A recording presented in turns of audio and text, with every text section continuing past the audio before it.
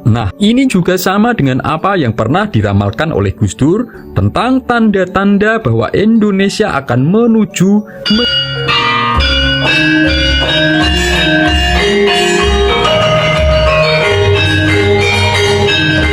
Assalamualaikum warahmatullahi wabarakatuh. Salam sejahtera, salam rahayu untuk panjenengan semua. Sedulur, salah satu bentuk penghinaan yang selama ini dialami oleh Pak Jokowi, ternyata itu juga sama dengan apa yang pernah dialami oleh Gus Dur ketika menjabat sebagai presiden.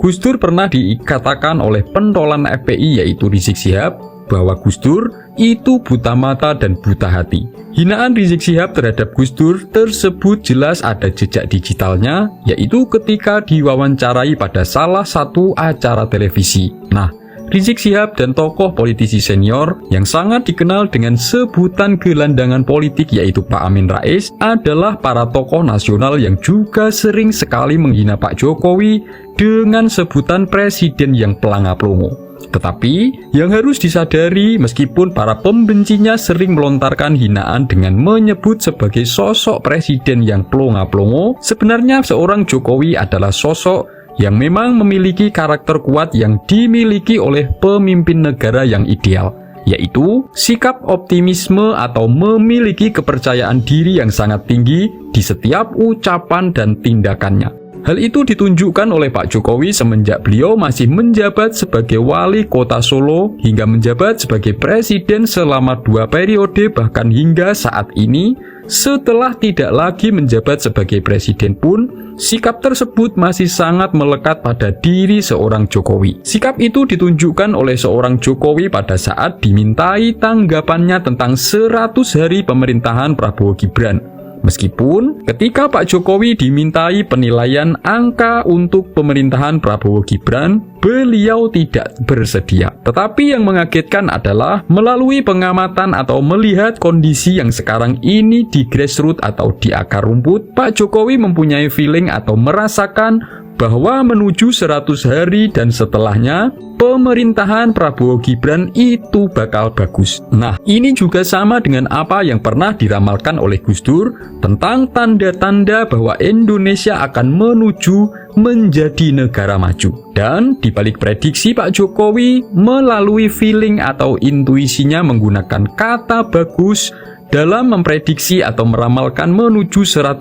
hari dan setelahnya dalam pemerintahan Prabowo Gibran, yang sebenarnya itu juga bermakna sama dengan ucapan Gus Dur tentang pertanda Indonesia mulai menuju menjadi negara maju, sebenarnya mengisyaratkan adanya 7 peristiwa yang bakal terjadi yang sesuai dengan apa yang diramalkan oleh Raden Ronggo Warsito dalam Serat Sabda Tama. Sebelum membahas satu persatu, monggo silahkan tulis komen apapun harapan dan doa panjenengan semua untuk Indonesia. Bagi sedulur yang muslim, marilah sempatkan tulis komen sholawat agar hajat dan doa kita semua terkabul. Peristiwa pertama yaitu tunduk dan takluknya para penghambat dan pembuat onar. Jadi, setelah yang dulu sering rusuh menyerang pemerintahan menggunakan atribut agama tidak lagi ada, maka tinggal satu yang sekarang ini ada, yang suka bikin onar akibat kekalahan kekuatan politik. Tetapi mereka nanti ujungnya bakal tunduk dan ikut mendukung pemerintah. Mereka tidak punya pilihan lain jika tidak ingin semua kejahatan di masa mereka berkuasa semua terbongkar dan itu menghancurkan kelompoknya.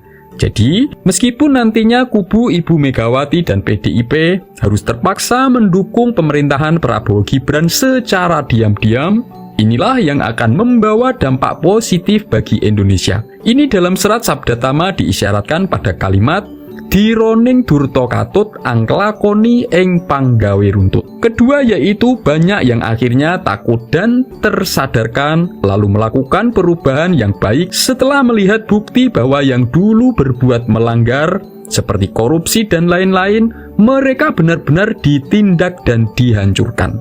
Jadi, dengan adanya keseriusan pemerintah dalam penegakan hukum, bentuk-bentuk kejahatan seperti pemecah belah persatuan, korupsi, dan penyalahgunaan jabatan yang selama ini menghambat kesejahteraan dan kemajuan bangsa, akhirnya semakin berkurang, dan inilah yang berkaitan dengan ucapannya Gus Dur tentang tanda bahwa Indonesia akan menuju negara maju. yaitu ketika mulai tercapainya kerukunan, tidak ada lagi adu domba politik menggunakan agama, suku, dan lain-lain. Ini dalam serat Sabda Tama diisyaratkan pada kalimat Tiase katrem kayoman hayuning budi, budiarjo marjayeng limut, amawas pangesti awon. Ketiga adalah mulai bermunculan adanya sikap yang menunjukkan ketaatan terhadap aturan atau ketertiban di berbagai instansi pemerintah. Apa yang diinstruksikan oleh pusat atau apa yang menjadi tujuan dan program pemerintah akan benar-benar dijalankan hingga sampai pemerintahan tingkat bawah. Jika pada saat pemerintahan Pak Jokowi itu mengalami adanya hambatan-hambatan di bidang penegakan hukum, di bidang pertanian dan birokrasi pemerintahan tingkat bawah, maka kendala tersebut akan lebih membaik dan membawa percepatan perubahan hingga masyarakat bawah. Dalam serat Sabda Tama ini diisyaratkan pada kalimat ninggal pakarti dudu, pradapaning parintah ginugu, mering pakaryan saregep tetep nastiti. Keempat adalah semakin kuatnya dukungan dari rakyat bawah terhadap pemimpin, yaitu Pak Prabowo Gibran dan para menteri-menterinya, karena menunjukkan adanya keseriusan keberpihakan dalam memperjuangkan kepentingan rakyat, sehingga semakin menunjukkan adanya kekuatan sinergi besar antara rakyat dan pemerintah sehingga mempercepat adanya dampak perubahan besar menuju peningkatan kesejahteraan di masyarakat. Jadi tidak ada lagi saling serang dan menyerang, saling menyalahkan antara rakyat dengan pemerintah. Inilah yang menjadi feeling ramalan Pak Jokowi mengenai pertanda yang ada dan terjadi di grassroots atau akar rumput saat ini. Dalam serat Sabda Tama ini diisyaratkan pada kalimat ngisor dhuwur tias jumbuh tan ono wahon winahon. Kelima yaitu semakin terlihat adanya pemerataan kesejahteraan di berbagai wilayah. Bukan lagi terlihat pertumbuhan hanya di Jawa dan di perkotaan saja, tapi juga di berbagai provinsi di luar Jawa hingga di tingkat perdesaan. Dan akan semakin banyak bermunculan orang-orang berbakat dan ahli dalam bidang teknologi, juga di bidang digital. Inilah yang nantinya akan membuat Indonesia semakin menunjukkan kekuatan rakyat dan negaranya seperti pada zaman nenek moyangnya dulu, yang sangat disegani oleh negara-negara lain. Makanya jangan heran jika akhir-akhir ini, setelah Indonesia resmi mengambil langkah besar untuk bergabung dengan BRICS, itu membuat negara-negara seperti negara tetangga, yaitu Singapura yang selama ini mendominasi ekonomi di Asia Tenggara, merasa ketar-ketir dengan Indonesia. Semoga ini bermanfaat. Wassalamualaikum warahmatullahi wabarakatuh.